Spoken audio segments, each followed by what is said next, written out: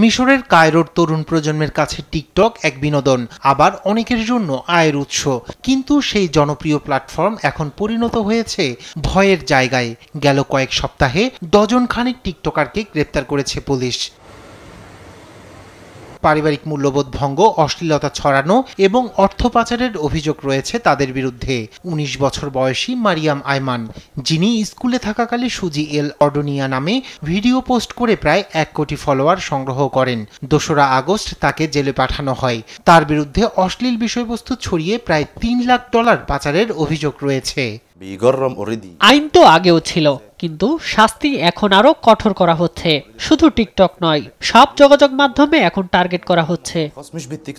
মানবাধিকার সংস্থার মতে অস্পষ্ট আইনের কারণে গেল ৫ বছরে অভিযুক্ত করা হয়েছে অন্তত ১৫১ জনকে। আমি নির্দিষ্ট কোনো চরিত্র, গোষ্ঠী বা রক্ষণশীল সম্প্রদায় সম্পর্কে ভিডিও করলে কর্তৃপক্ষ বিরক্ত হয়, যদিও আমি এখন পর্যন্ত সমালোচনার মুখোমুখি হইনি। বিশ্লেষকরা বলছেন, টিকটক তারকাদের বিরুদ্ধে এই অভিযান মূলত অর্থ পাচার রোধ নয়, বরং তরুণ প্রজন্মের কণ্ঠস্বর নিয়ন্ত্রণের চেষ্টা। নিউজ ডেস্ক, দেশ টিভি।